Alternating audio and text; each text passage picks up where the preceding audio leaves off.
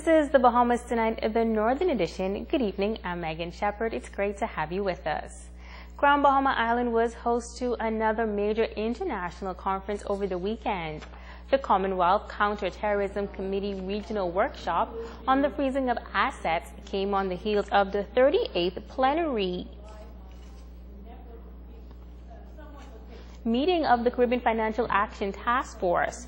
The CTED conclave focused on the United Nations resolution on asset freezing that was adopted in the wake of the 9/11 terrorist attack and is applicable to all member states. Minister of State for Legal Affairs Damian Gomez was the keynote speaker during the opening ceremony at the Grand Lucayne Resort. It's important to the Bahamas as a major financial services jurisdiction in which financial services contributes a significant part of our gross domestic product, to ensure that our financial system is purged of the scourge of terrorism and other forms of criminality. To that end, we have placed great priority in anti-money laundering initiatives and have introduced into our law asset freezing mechanisms which enable the law enforcement authorities to ensure that our jurisdiction maintains its reputation as being a law-abiding place to do business. CTED Representative Elizabeth Joy says the asset freezing resolution is a vital component in the preventing of the financing of terrorism.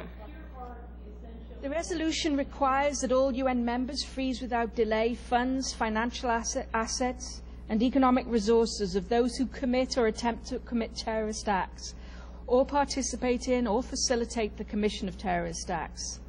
It also applies to persons and entities acting on behalf of terrorists. So how best to fulfill this extremely demanding obligation is the central theme of the discussions over the next 3 days. Asset freezing is and will continue to be an important instrument in preventing and suppressing the financing of terrorism. The instrument can only reach its full potential if it's implemented globally. Some good news coming out of the 38th plenary meeting of the Caribbean Action Task Force held on the islands last week. More than 200 delegates from 28 member countries throughout the region met in intense working sessions during the week-long conclave at the Grand Lucayne Resort. Among those addressing the delegates was President of the Financial Action Task Force, Valdemir Nishevic. He commended the CFATF for its compliance efforts in meeting CFATF standards. Since 2010, we have been working on what I would call the reinvention and transformation of CFAT. At FATF, we have been closely following your progress through monitoring reports and updates. The CFAT action plan counted no less than 54 items that needed to be addressed. And at the most recent FATF plenary meeting in October 2013, FATF members agreed that CFAT had resolved all of its issues from the action plan and that no more updates to FATF were required. Member countries must undergo mutual assessments. The FATF president says that process will now be more intense.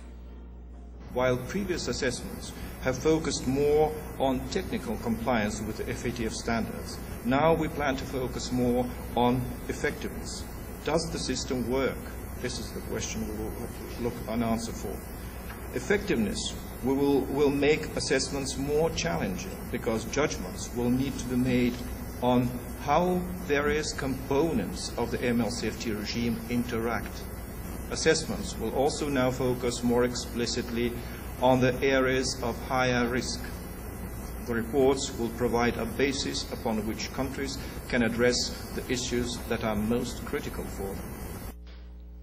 31-year-old Leonardo Burrows of Coral Reef Estates pleaded guilty to possession of dangerous drugs with the intent to supply before Magistrate Andrew Forbes in the nation's capital on Friday. You may recall on November 20th, Burrows was arrested during the execution of a search warrant at his home, where a total of 25 pounds of marijuana was discovered, valued at $25,000. He was convicted and sentenced to 4 years at Her Majesty's Prison.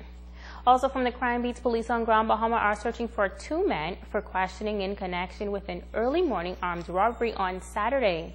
Reports say shortly before 2 o'clock on Saturday morning, 2 men forced their way into a home in the Regency Park area and robbed the occupants of an undetermined amount of money and a cell phone. The suspects made good their escape. The culprits are described as having dark complexion and were said to be wearing dark clothing with dark handkerchiefs over their faces. They were reportedly armed with a firearm and a knife. Police are asking anyone with information that can assist with this matter to contact them at 350-3107 or 8-911-919 or call your nearest police station. The victims are said to be business owners, and police are also advising the general public, especially business owners, to be vigilant and to refrain from the practice of taking monies home from their business establishments. They're advised to seek police assistance in making deposits at their local bank. Stay with us. The Bahamas Tonight of the Northern Edition continues after this.